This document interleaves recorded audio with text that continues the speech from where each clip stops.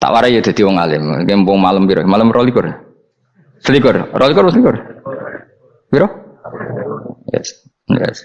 Anggap ae Lailatul Qadar ora usah darani ganjil. Sing darani ganjil ya sapa? Aneh-aneh. Lailatul Qadar ya mulai tanggal 1 Ramadan. Malah ulama sedarani mulai ruwah. Iso wis ke ruwah wingi. Wis bar. Wong kula sering tau Lailatul Qadar kadang mulut, kadang Dzulhijjah. Kula kan jenisnya on time.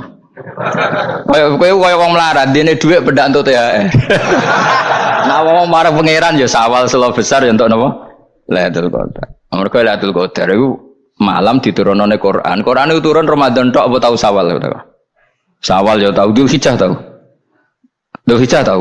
Bolak-balik al-yauma akmaltu lakum turun apa? Bulan apa? Dzulhijjah. Kowe ku mari amatir, itu angel terang. Sing darane Lailatul Qadar iku malam diturunne Quran. Quran turune iku piro? Ya macam-macam, Ramadan nggih bolak. Lah tapi ana kelas-kelas premium, ana kelas umum, kelas umum ya pokoke Ramadan. Sing ganjile dipilih salah sitok. Dadi iku pembatasan apa? Nah Quran dhewe turun coba surat paling terkenal, ayat paling terkenal al-yauma akmaltu lakum turun tanggal piro? Tanggal 9 Arafah Dzulhijjah haji wada. Padahal ta'rif Lailatul Qadar apa unzila fihil Quran. Ya tapi ilmu ini mari debat biasa. Umumnya wong ora takoki wong Gus nuzul Quran tanggal piro 17. Lailatul Qadar tanggal 21. Lha jare nuzulul Quran yo pas Lailatul Qadar. Wong-wong lak muni bingung nang wong. Nah aku sira bingung. Lha kok ora tau mikir jajal. Nuzulul Quran sing resmi ning kitab-kitab tanggal piro? 17. Lailatul Qadar tanggal. Padahal Lailatul Qadar disifati apa? Malam turune. Roh, nek ora tau bingung ngono. Wah, kadang ngirim wong goblok, wong kok ayeme ngono. Ora tau mikir. Aku gumun goblok-goblok. Dadi ana ilmu paradok barang ya tenang, ya santai. Padahal ya tak bedhek ya nuzul Quran tanggal piro sing resmi cara kitab-kitab. 17 Ramadan. Lailatul Qadar sing resmi 21 nganti 29. Terus Lailatul Qadar iku wulan apa? Wulan diturunkannya Al-Qur'an. Berarti tanggal piro? Bocah dijak pinter ya kan inna anzalnahu fi lailatul qadar. Saya tak tahu. Nuzul Quran tanggal piro? 17. Lailatul Qadar. Seliko. Terus Lailatul Qadar ku malam diturunkannya Al-Qur'an turun tanggal 17. Berarti Lailatul Qadar tanggal ada dik. Ora tau eskal yo gumen mbek wong-wong. Ya kok penak wae. Mulai dadi wong alim loro, Kang ora usah mari eskal. Ngaduk ditung bodho penak. Pokoke nuzul Quran piro Kang 17. Lailatul Qadar selikur. Lha jare Lailatul Qadar pulang tujune Quran kok beda tanggale. Kan gak tau ge mikir. Alhamdulillah. Tanggalan. Lailatul Qadar tanggal piro? Saiki pinter. Tanggal piro, Mas? 17 berarti wis kliwat. Jadi ilmu itu kabeh bingung no kan. Ya biasa bingung. Mulane yang bodoh barokah. Barokah. Barokah. Kula cara ora dipilih pangeran nggih milih dadi wong bodoh, tapi wong pangeran milih kula dadi wong pinter dadi tak syukuri wae. Tapi kadang kula iri wong bodoh ku iri. Modele penak urip ngono. Santai. Ya saiki ya Lailatul Qadar ku sifate apa? Inna anzalnahu fi lailatul. Normale kan ainu nuzulil Quran yo ainu lailatul qadar. Berarti tanggal piro? Dorawade lagi. Innalillahi wa inna ilaihi raji'un. Kita warai ilmu cara wong alim. Meskipun sampean boleh bantah siji yo kadang keterbatasan ilmu. Nomor loro hasud, bantah kan sebab macam-macam. Hasud. Nomor 3 bantah go kegiatan. Kayak wong kuliah nak agak kritis kan darani ra pinter. Jadi cocok lah ya kudu bantah. Engko khas-khasan cerdas apa? Nomor 4 bantahan itu sifatnya wong wedok. Menang kalah protes. Berarti kowe ora lanang berarti wedok, tukang protes itu wedok. Nomor 5 bantah itu berarti dia punya keiskalan tapi enggak bisa keluar dari keiskalan itu. Jadi problem Anda ditimbangkan ke saya, itu ya ora sopan. Problem-problemnya dhewe kok ditimbangkan ke saya. Begini tak terangno. Hukumnya Allah Ta'ala itu ada yang berstatus itu lugu. Lugu itu ya lugu ummi. Karena agama ini memang ummi. Ummi itu lugu. Sehingga agama ini tidak perlu diterangkan. Ngendikane Abu Hanifah, agama ini ketika datang itu orang lugu. Lugu itu murni. Murni itu proporsional. Sehingga sifat ummi itu baik. Misalnya saya bilang gini, rungono awas kena keliru. Kalau kamu sholat itu batal kalau makan. Itu ukurannya 1 upo apa 1 piring? 1 upo kan? Itu sudah batal. Terus kalau saya bilang gini, Cong nak tamu keimangan, itu 1 piring tak 1 upo. Ndak jawab ya. 1 piring. Orang iso misal, tak keimangan gue 1 upo. Nah, lalu Anda ditanya gini, lalu definisi makan itu apa? Memasukkan 1 piring ke mulut apa 1 upo ke mulut? Dalam bab sholat 1 upo ke mulut itu makan. Tapi dalam bab hormat tamu itu 1 piring. Setuju ya? Tawari pinter kayak. Ayo tawari ya. Wes setuju ya? Wes pinter. Lo jawab wes pinter. Urung. Lailatul Qadar ya kono. Misalnya Lailatul Qadar menjadi super karena ada sesuatu yang super turun yaitu Lailatul Quran. Jadi menjadi super karena yang turun adalah sesuatu yang super dan itu artinya tanggal. Loh, salah ya aku cek. Iku teke tanggal 21 kabeh sing ngaji ning kene. Oh jelas inna anzalnahu fi lailatul qadar. Hurujuke ning ndi? Quran kan? Wa ma adraka ma lailatul qadar. Lailatul qadri khairum min alfi syahr. Makanya Lailatul Qadar itu ya bisa saja tanggal 1 kemarin sudah kelewat. Mbok entah ini jebelis baris dada atau mungkin Sa'ban. Jadi perdebatan ulama tentang Lailatul Qadar, malah ada wali yang bilang saya tiap hari mendapat Lailatul Qadar. Nah, itu malah ra kelas meneh, malah pusing, malah napa? Pusing. Udah enggak usah mikir itu. Jadi hukumnya Allah itu ada 2. Ada hukum itu lugu dan ini bagus. Makanya saya itu kenangan saya terbaik dalam membela Allah dan Rasul. Saya ulang lagi, kenangan saya terbaik dalam membela Allah dan Rasul itu masalah faraid. Dulu mungkin banyak yang ingat lah ketika tahun berapa lupa saya, tapi ada seorang menteri dan pakar Islam menggulirkan isu hak waris itu sama, lelaki dan perempuan sama, alasannya karena perempuan sekarang kerja. Jadi gara-gara kesamaan gender kemudian mereka ingin bagi waris itu apa? Sama lidzakari mislu hadzil unsayain itu ditentang. Gerakan itu pernah menguat, termasuk yang bisa dengan tanda kutip bisa menghentikan gerakan itu termasuk itu saya. Yang punya pikiran gitu tak parani, tak tantang begini. Saya bilang gini, Anda ngomong ini itu karena pinter apa karena tren? Tak tanya, ya karena pinter. Saya ini kan orangnya keren, punya kepangkatan jos lah. Ya kepangkatan jos, kepangkatan dunia, mesti cara pangeran bojos ora ya ora. Cara ukuran dunia itu jos lah. Tak tanya, saya itu Pak Ba, termasuk yang setuju gerakan kesamaan gender. Dulu kan lelaki perempuan itu beda sekali karena lelaki kerja perempuan tidak. Sekarang sama-sama kerja maka warisnya harus sama. Terus saya tanya gini, lalu penyebab warisan itu kerja apa lelaki? Dia jawab kerja. Dia nggak ngerti kalau ngadepin saya. Saya ini kan orang alim yang biasa belajar mantek. Dia ini roh nak aku ngalim. Sembrono ya jadi dene.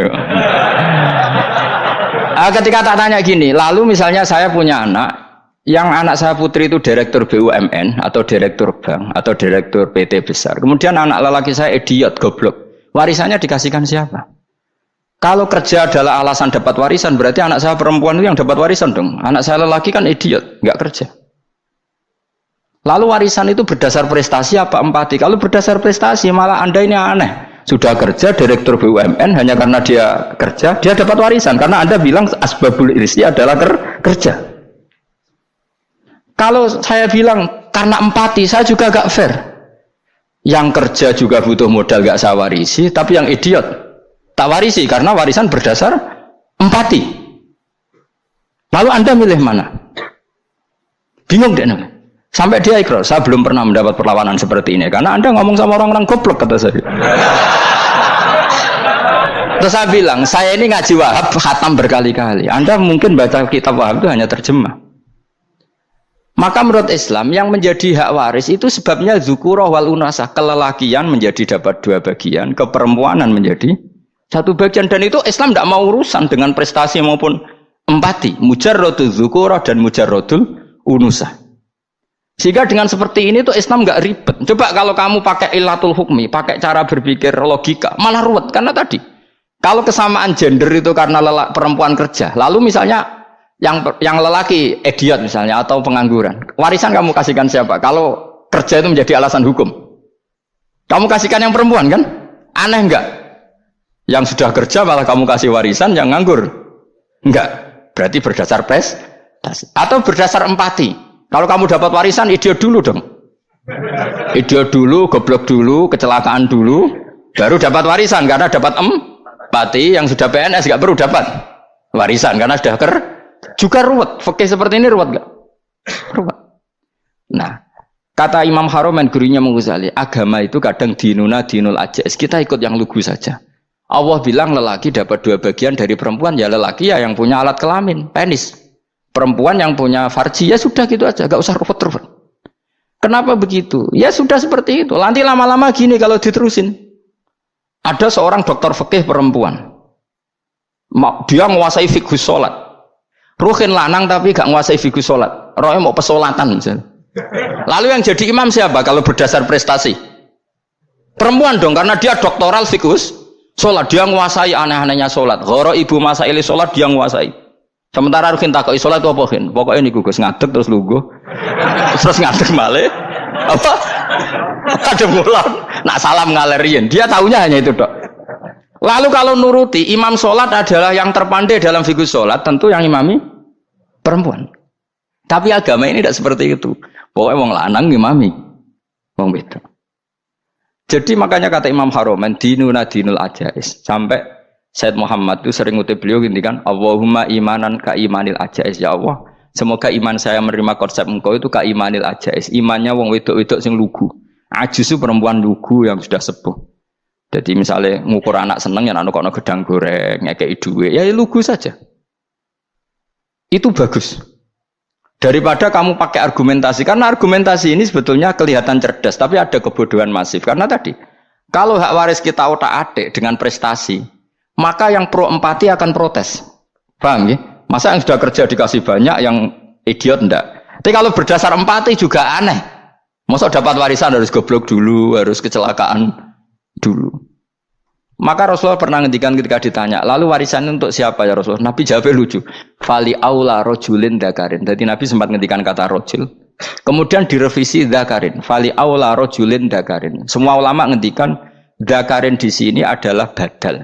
Nabi ngendikan rojulin, kemudian Nabi ingat kalau rojul itu identik dengan lelaki dewasa, apa? Kemudian Nabi mengulang lagi zakarin, tidak harus dewasa, yang penting lelaki. Jadi meskipun baru lahir, kalau dalam keadaan baru lahir namanya apa? Kan zakarin kan? Belum bisa dikatakan rojul. Paham ya? Nabi ngulang 2 kali, fali aula rojulin zakarin. Ini penting saya utarakan supaya clear. Jadi agama itu gak usah diotak-atik. Ya itu tadi misalnya imam sholat itu lelaki, ya sudah lelaki itu apa? Yang punya alat kelamin lelaki. Jangan dibalik ini, yang dikatakan lelaki itu orang kuat. Jika meskipun perempuan kalau kuat, misalnya perempuan anggota poluan, lelakinya cemen idiot, maka imamnya perempuan gitu. Karena makna lelaki adalah kuat. Ini keruwetan. Jadi agama itu tidak seperti itu. Nah sekarang kembali ke pilihan. Yang dikatakan pilihan itu orang hebat. Apa yang dipilih, apa berdasar definisi, apa berdasar kehendak yang milih. Loh kok mulai do pinter, tumben do pinter. Alam raya ini milik Allah, dan semua di alam raya ini milik Allah. Maka dipilih tidak dipilih itu terserah yang punya, apa terserah kita, apa terserah kriteria, apa terserah definisi. Dalam konteks kita sebagai objek diambil, tentu terserah yang punya. Kemudian Allah bilang, orang-orang itu saya pilih. Nah kalau milihnya Allah berdasar kepunyaan, tentu Allah boleh dong memilih orang yang sebetulnya berstatus dolim. Ya tapi ya tetap dia dolim, tapi ya tetap dipilih. Kenapa ya? Karena Allah yang punya. Saya misalnya orang kaya, boleh nggak punya HP buruk? Boleh kan? Terserah saya. Saya orang kaya, beli HP mahal, medium dan paling buruk, boleh enggak? Boleh saya yang punya. Enggak boleh Gus, dengan orang kaya harus beli HP yang mahal. Yang bilang harus siapa? Nah, kegoblokan kita ini seperti ini. Nak wong sugih HP-ne kudu larang. Nak wong alim kudu bojone ayu. Sing kudu darani kudu ayu ku sapa? Nak maji jalan nang dumbu swarga lho kudu iku sing swargane mbahmu tapi kudu. Nah, kita ini sering berpikir ngatur Tuhan. Nah, Indonesia negara yang mayoritas muslim terus Islam Indonesia kudu dadi sampling Islam seluruh apa?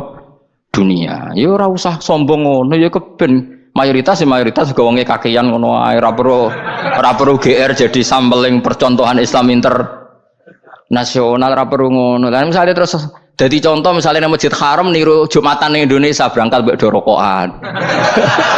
Bariku teki diusep-usepno ning pojok pager. Lah misalnya wong Mekah terus do ngono kabeh karena mencontoh Islam Indonesia. Kacau gak? Ora usah GR ngono biasa wae. Napa? Biasa wae. Terus misalnya mencontoh Islam Indonesia anak ziarah Wali Songo terus tahlilan nunggu nganti setengah jam. Lah terus raudhah dikepung ngono rak macet Mekah Madinah. Mergo agar ziarah Nabi terus lungguh apa? Sak jam. Nah ning wali sak jam ning Nabi 2 jam lah kira-kira gitu. Ya malah nganyak Kanjeng Nabi to. Nabi sekaruan afdhalul khalqi mbok dongakno wa maghfir lahu warhamhu. Iku malaikat sak langit misah. Ya Nabi kok ndongakno di sepuro. Kowe tapi ya butuh sepuro kan. Enggak boleh doakan Nabi gitu enggak boleh. Wa sholli ala sayyidina Muhammad wa ala alihi enggak boleh pakai ighfir lahu. Masalahnya tahlilan apa alam donga iku terus kamu gunakan. Ya misalnya terjadi percontohan Islam dunia terus Nabi kapundhut ditalkin, nak ditakoki waman rabbuka piye. Terus Nabi warai waman nabiyuka. Mesti Nabi yo pro, lah aku Nabi coba takoki. Jadi kita ini sering kumo luhur karena kita mayoritas terus jadi percontohan Ora usah ngono. Paham ya napa? Ndak usah ngono, mayoritas ae, tapi ora usah GR jadi apa? Percontohan internasional. Mungkin kalau masalah Islam damai ya bagus. Tapi itu kan tidak hanya Indonesia. Di mana-mana yang Islam damai juga banyak. Dan yang tukaran juga banyak. Toh yang tukaran nggak pernah maklumatkan diri ini percontohan janda. Ya biasa saja. Saya ulang lagi ya. Maka menurut saya nggak akan benar pendapat Khawarij atau pendapat Islam yang keras bahwa orang dosa besar itu keluar dari Islam. Karena ketika Allah mengatakan, kemudian aku pilihkan kitab ini, tak kasihkan orang-orang yang saya pilih. Itu diantara yang pertama adalah meskipun mereka sebagian tetap zalim. Artinya tetap zalim itu tidak menjadi dia keluar dari status Islam. Paham ya? Sekarang saya tanya, yang dikatakan warga Indonesia itu siapa? Ya siapapun yang bergeografis di Indonesia, lahir sebagai akte Indonesia, saya orang Indonesia. Kemudian ada yang penjahat, ada yang maling, kita penjara. Apa dia keluar dari kebangsaan Indonesia? Enggak kan? Sama ketika orang Islam menjadi zina dan fase koruptor, keluar dari Islam enggak? Enggak. Karena Allah tetap bilang famin. Apa? Famin. Jelas ya? Wes kayak ngarah Khawarij. Kenapa? Kalau Khawarij cara berpikir itu ekstrim. Setiap dosa besar itu mengeluarkan orang dari status Islam. Oh, itu bahaya sekali. Karena nanti kalau itu iya, kita akan kehilangan banyak orang nopo Islam. Makanya Nabi nanti ngendikan, saya berharap yang nanti masuk surga dari umatku itu separuh, 2/3. Itu kata ulama-ulama. Kalau kita pakai mazhab Khawarij, orang Islam itu tidak sampai 1/3. Karena banyak yang keluar dari Islam. Duwe keris gak Islam, duwe akeh ra Islam, nglakoni jimat gak Islam, nyekel patok gak Islam, dosa gede gak Islam, korupsi gak Islam. Terlalu banyak yang kita usir dari Islam. Lalu kita ngusir atas nama apa? Coba. Kalau atas nama Tuhan, kamu tidak Tuhan. Atas nama wakil Tuhan, Tuhan tidak pernah mewakilkan ke Anda. Orang-orang mandate. Yang kita tahu dari Quran ya ayat ini, tsumma awrasnal kitabal ladzina astafaina min ibadina. Kemudian kitab ini tak kasihkan orang-orang yang saya pilih. Dan orang yang saya pilih itu faminhum zalimul li nafsi. Dan sebagian dari itu adalah orang dolim. Dan itu jelas bagian dari itu. Artinya keluar apa masuk? Keluar apa masuk? Masuk. Meskipun ya yang dolim tetap berstatus dolim. Kayak warga Indonesia, ini semua warga Indonesia. Paham ya? Yang maling ya tetap warga Indonesia. Meskipun ya tetap maling. Jelas ya? Betul nanti orang gitu. Makanya ahli sunnah itu pendapatnya falam nukafir mu'minan bil wisri. Kita tidak akan mengkafirkan orang mukmin hanya karena melakukan dosa. Kenapa ya? Karena Allah bilang faminhum setengah sangking itu masuk bagian. Dan itu luar biasanya Allah disebut istofaina. Tetap orang-orang pilihan. Maka ini penting saya utarakan supaya kita ini tidak sok-sokan. Terus yang zalimul nafsi pun potensi dimaafkan sama Allah. Asal dia tobat, dan tobat itu sama Allah nggak ada batasnya. Malam yuhur kiri sampai apa? Nafas apa? Terakhir. Dan kadang orang itu sebetulnya nggak niat tobat, cuma ada perilaku tertentu sehingga dadian Allah itu simpati. Itu juga banyak yang diterima tobatnya Allah. Makanya kata ulama-ulama itu, istighfar itu tidak syarat diampuni. Yang menjadi orang terampuni itu kehendak Allah. Istighfar itu bagian kecil dari syarat-syarat itu. Tapi bisa saja orang tanpa istighfar tapi diampuni Allah. Misalnya Allah dawuh wa yaghfiru ma duna dzalika limay yasha. Itu bukan limay yastaghfir tapi limay yasha. Contoh masyhur kan, kamu pernah dengar kan, ada orang nakal itu mau misah itu ya kira-kira lonte atau apalah. Dia datang pulang ketika melihat anjing ngeleti pasir, dia berpikir ini kehausan kayak saya. Kemudian dia turun ke sungai memberi minum anjing itu, kemudian Allah memaafkan dia karena itu. Pas itu di semua hadis riwayatnya dia tidak pernah istighfar. Terlalu punya perilaku yang menjadikan dia diampun. Banyak enggak seperti itu? Banyak, makanya wa yaghfiru ma duna dzalika liman yasha. Mayasa itu ya yang digedaki Allah. Bisa saja kalian ini sering istighfar tapi enggak dimaafkan Allah. Tapi delala punya satu perilaku yang cara Allah itu penting, kemudian dimaafkan. Kayak Saharatu Fir'aun itu dia tidak pernah istighfar, tukang sihir Fir'aun. Dia diampuni Allah, dikasih iman tuh gara-gara jadi wong Jogja. Terus ngono tok. Jadi pas mau duel adu sihir. Iku dalah dekne mendingan ya. Qalu ya Musa imma antulqiya wa imma annakuna nahnul mulkin. Monggo jenengan riyen napa kula riyen. Dadi gara-gara dekne didikan Jogja niku.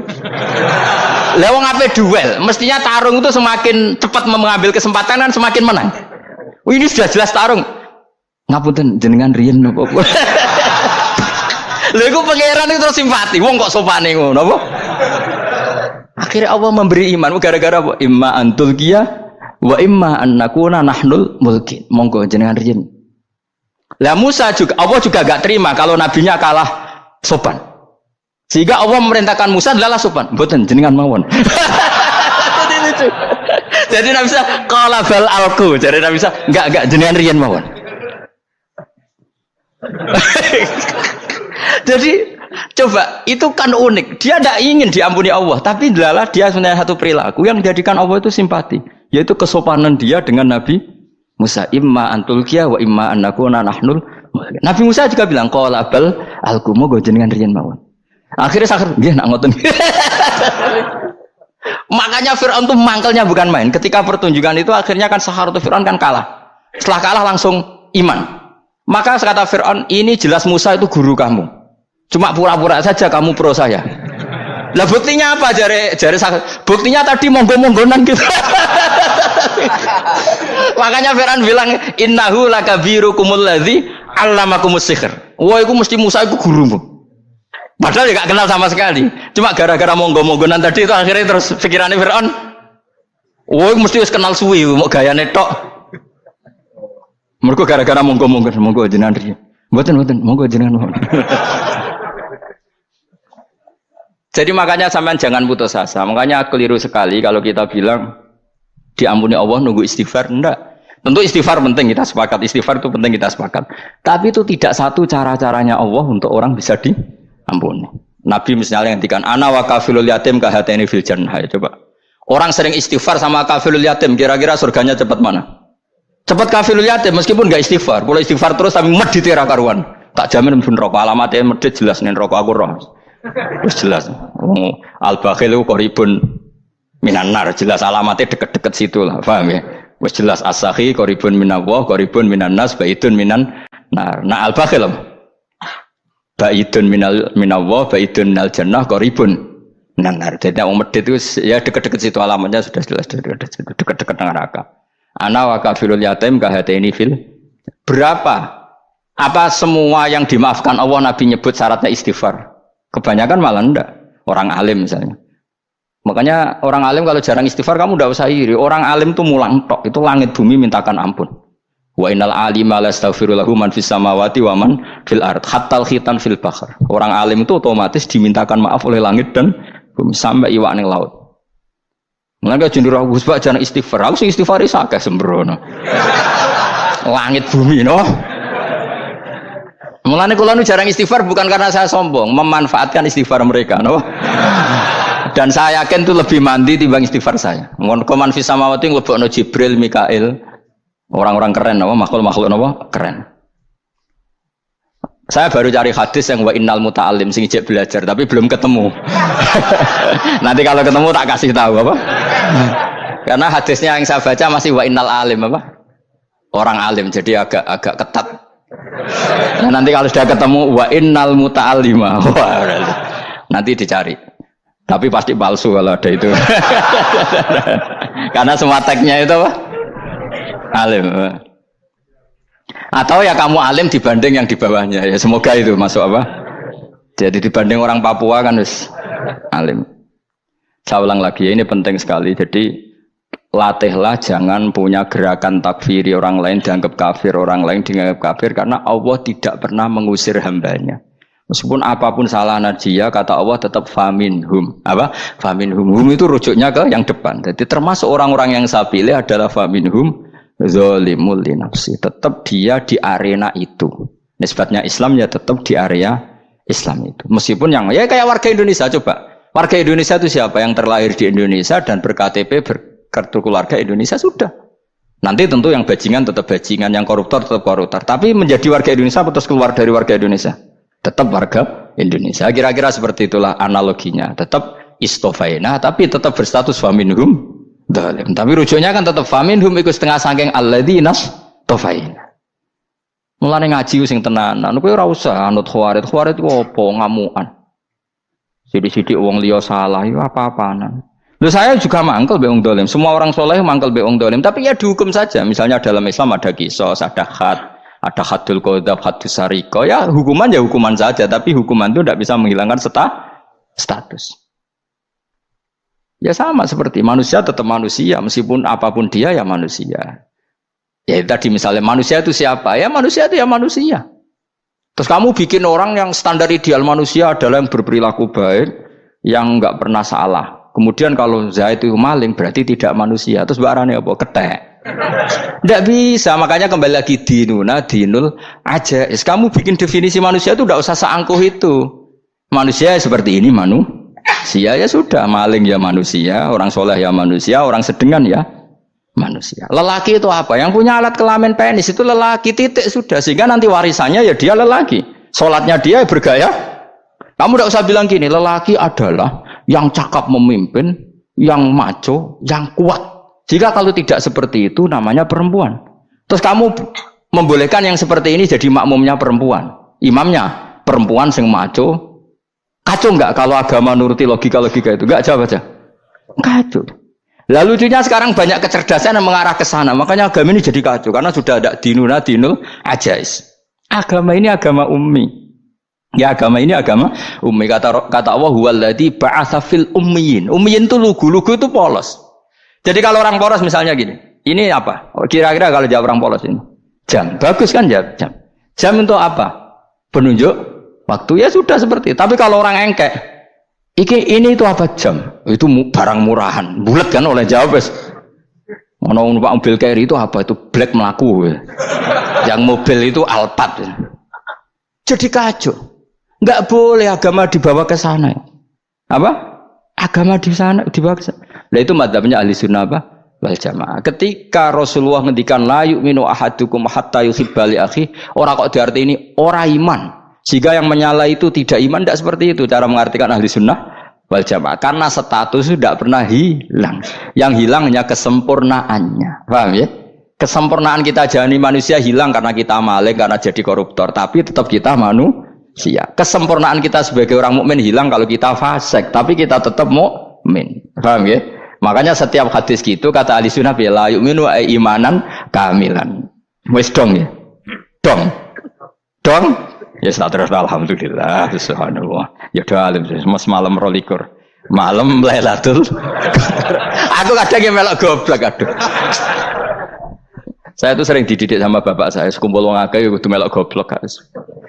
Makanya bapak itu kalau ada orang pidato, bapak kan juga nggak suka pidato juga, tapi ya kerso kadang-kadang, saya pun kadang-kadang kerso. Asal sing utus pernah guru, pernah sepuh kadang kerso. Nah, bapak nak pengajian diomongin balik dari bapak, malah bingung, ngomong apa wae. Coba kita dengan PD-nya bilang Lailatul Qadar itu 21 sampai berapa? 29. Lailatul Qadar. Warna itu malam Lailatul Qadar. Lalu Lailatul Qadar keren tuh karena apa coba? Karena nuzulul Quran. Lalu nuzulul Quran tanggal 17. Lalu Lailatul Qadar tanggal berapa?